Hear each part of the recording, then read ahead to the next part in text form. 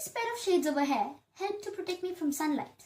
But do you know what protects me from self-sabotaging myself at times? The answer to it is quite easy.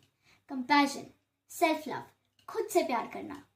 Hello everyone, Swagatam. My name is Anandita Mahajan and I'm from Team ANON Talks. And today we are here to talk about, or rather make a commitment with healthy mental well-being through self-compassion. Well, there's a quote quoted by the Dalai Lama that if you want to help others, practice compassion, and if you want to help yourselves, practice compassion. So, what basically is this compassion? Compassion hota kya hai? Well, compassion is often regarded as the cornerstone of human connection. It holds profound implications for our mental well-being, and beyond its altruistic essence, it also serves as a catalyst for healing us. It instills a sense of purpose and interconnectedness, belongingness in our lives. Well, it also encompasses a deep empathy for the suffering of others in us, which just transcends into mere sympathy, and then it urges us to take meaningful actions towards communities or people who need our help. Just witnessing compassionate acts and witnessing doing compassion to someone, showing compassion to someone, can just cultivate a feeling of hopefulness, a feeling of optimism in our lives. कहते हैं ना कि अगर खुद से ही प्यार करना नहीं सीखोगे तो दूसरों को प्यार कैसे दोगे?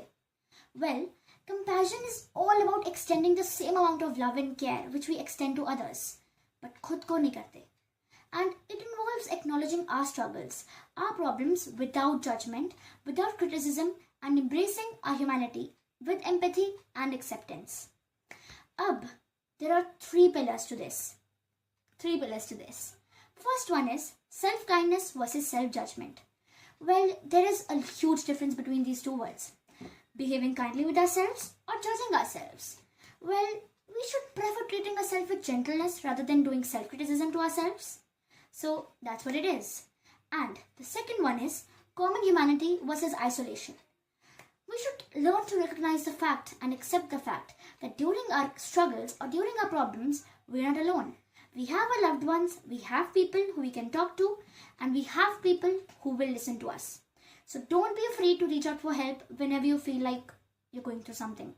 The third pillar, which is mindfulness versus over-identification. Well, by cultivating mindfulness in our lives, we can observe and accept the thoughts and emotions just the way they are, which brings a lot of clarity and resilience in our lives. Coming to the main point, how to practice this thing in our daily lives? How to practice self-compassion in our daily lives and establish a better bond with a healthy gut and a healthy mental well-being. Well, let me share my way of doing things with you. Come on, let's create a checklist which contains 5 different points to ensure a healthy mental gut and a healthy mental well-being. Monitor your inner dialogue. Now this means practicing exchange of words. How? Exchanging words full of self-criticism to words of kindness, words of acceptance, words which hold encouragement, which encourage us. The second thing in our checklist is practicing self-empowering, self-compassion exercises. We should engage in activities which lifts up our mood. Engaging with nature, engaging in our daily life hobbies, or participating in self-loving or self-kindness activities. Maybe giving us a treat. Step 3 or checklist 3 is prioritize self-care.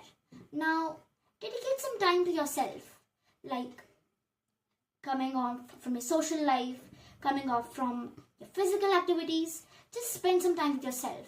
Acknowledge yourself, introspect yourself, maybe get yourself a good treat, or maybe do some skincare, something which makes you feel like yourself.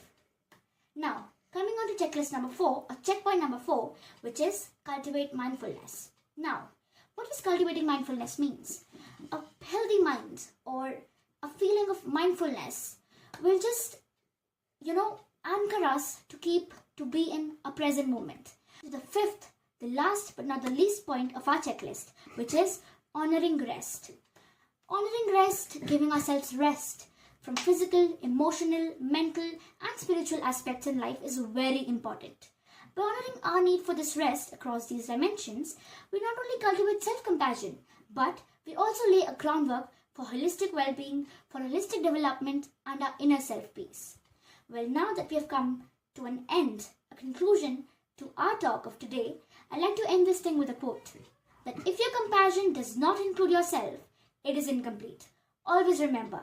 I hope that your day is as bright as a smile, and thank you so much for all of those who listen to this. Thank you.